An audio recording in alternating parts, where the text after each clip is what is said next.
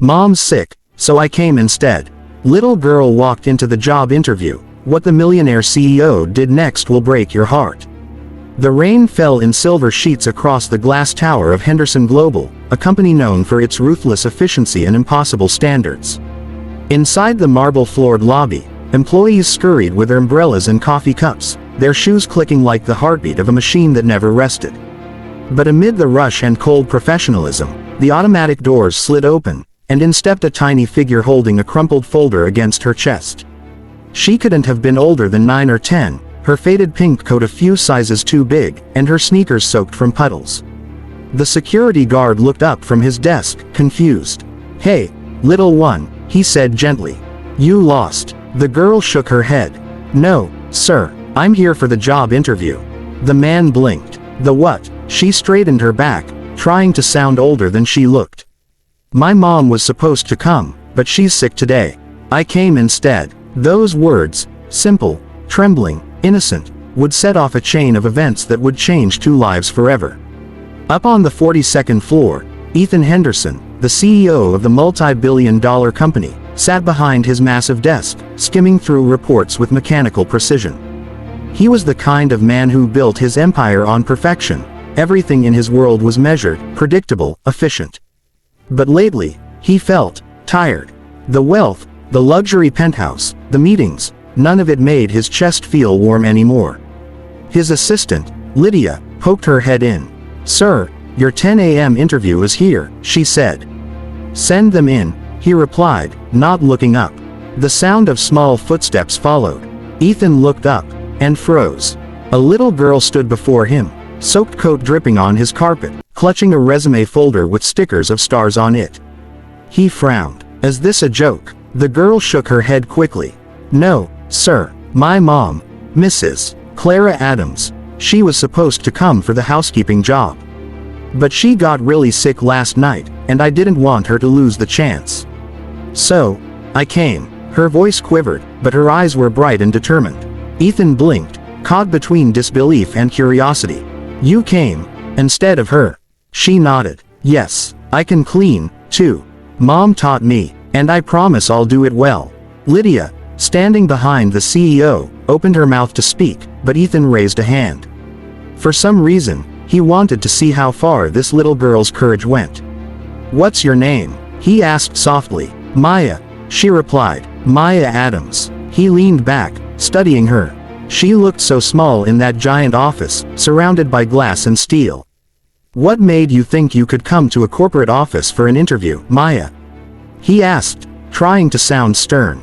Maya fidgeted. "Because Mom said if you really need something, you have to try, even if you're scared." Her words landed in his chest like a whisper he hadn't heard in years. He leaned forward, elbows on the desk. "And what do you need, Maya?" She swallowed hard. "Money, and medicine, for Mom." The air went still. Lydia's eyes softened, but Ethan looked away toward the skyline. Something in his chest twisted. "Do you know what this company does?" he asked. Maya thought for a moment. "You make big important things, right? Buildings, and computers, and stuff." A faint smile tugged at his lips.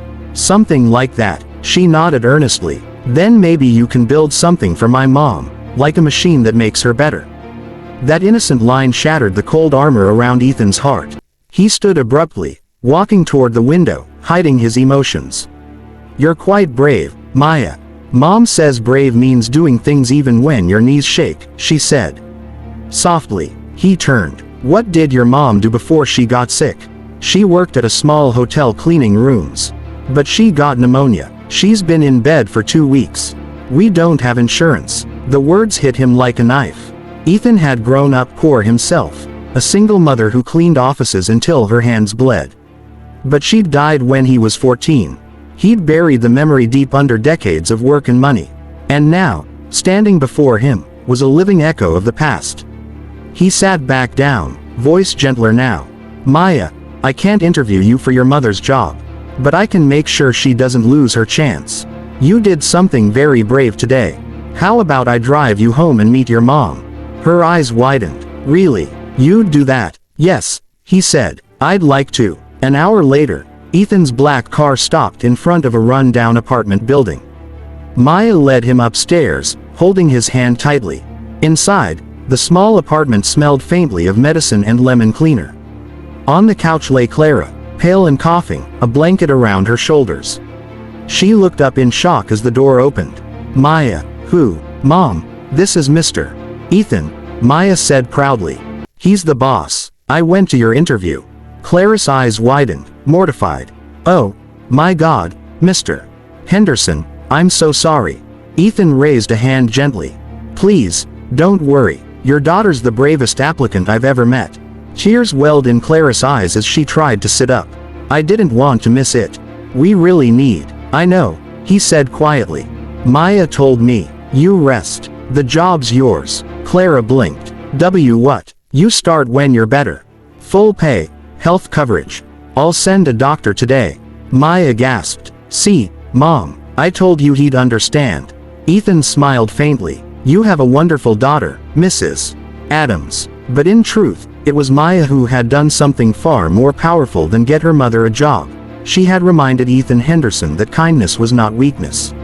Over the next few weeks, Ethan found himself visiting more often than he expected. Sometimes he'd drop off groceries, sometimes medicine, sometimes just to ask Maya about her day. Maya would talk endlessly. About her school, her dream to be an artist, how she drew stars in her notebook so she'd never forget to dream big. One day, she handed him a folded paper. Here, she said shyly. I drew your office, but with a big heart in the sky. Because you don't smile much, so maybe it'll help. He looked down at the childish drawing. Tall glass towers under a big red heart. For the first time in years, Ethan laughed. A real laugh. Lydia noticed the change too. The once cold CEO now smiled during meetings. He started a foundation for single mothers and personally funded Clara's medical recovery. Months passed. Clara regained her strength and began working part-time in the company cafeteria, though Ethan often insisted she take it easy. Maya would sometimes wait in the lobby after school, drawing while her mom finished work.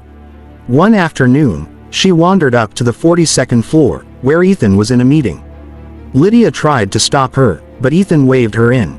Sorry to interrupt, Maya said, holding something behind her back. Ethan smiled. It's okay, Maya. What brings you here? She handed him a small lunchbox. I made you a sandwich. Mom says you forget to eat. The entire room chuckled softly. Ethan took the lunchbox, touched beyond words. Thank you, Maya. You might be the best employee in this company. But one morning, everything changed. Clara fainted at work. She was rushed to the hospital. The pneumonia had weakened her lungs, and she needed surgery. Ethan sat in the hospital waiting room, heart pounding. Maya sat beside him, holding his hand. Will she be okay? She whispered. She will, he said, though his throat tightened. With fear. The surgery was successful, but Clara would need long-term care. Ethan covered every expense quietly, refusing to let the hospital list his name. He visited every day, often bringing Maya toys and snacks. One evening, Maya fell asleep in the chair beside her mother's bed. Ethan covered her with his coat and stood silently, watching them. Lydia's voice echoed in his head. You've changed, sir. She brought back the part of you that used to care. He knew she was right. A year later, Clara had fully recovered and been promoted to supervisor of housekeeping. Maya, now 11, was thriving in school thanks to a scholarship Ethan secretly arranged. But on her birthday, she asked for just one thing. Can we have dinner together? You, me, and Mom. That evening, the three sat at a cozy restaurant. Maya grinned between bites of spaghetti. Mr. Ethan, you're like the dad I never had. Ethan froze, tears welling. Clara reached for his hand across the table. You've done more for us than we can ever repay. He shook his head. You've already repaid me, Clara. You both reminded me why I built everything I did, not for power, but for people. Years rolled by. Maya grew up, and Ethan became like family. She often spent summers interning at Henderson Global, always with a sketchbook under her arm. By the time she turned 18, she had earned a scholarship to study design, her dream. At her farewell dinner, she handed Ethan another folded paper. It was her first drawing of him, smiling. Underneath, she'd written, "For the man who believed in me when I was just a little girl in a pink coat." He hugged her tightly, whispering, "You're going to change the world, Maya." She smiled through tears. "You already changed mine." Years later, when Ethan retired, he founded the Maya Foundation for Families in Need, named after the little girl who walked into his office one rainy morning. At the ribbon-cutting ceremony, Maya, now a grown woman, stood beside him, tears glistening. "Remember that day," she said softly, "when I said you should build something that makes people better?" He nodded. "Looks like we finally did." The crowd applauded. Cameras flashed, but Ethan's eyes were on her, the little girl who once came to an interview for her sick mother and ended up healing a billionaire's soul.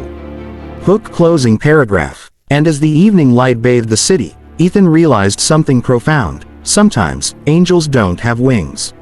Sometimes, they walk in wearing pink coats and carrying resumes with stickers. Sparkling heart, if this story touched your heart, don't forget to like, share, and subscribe for more emotional real-life stories that remind us, kindness can change everything.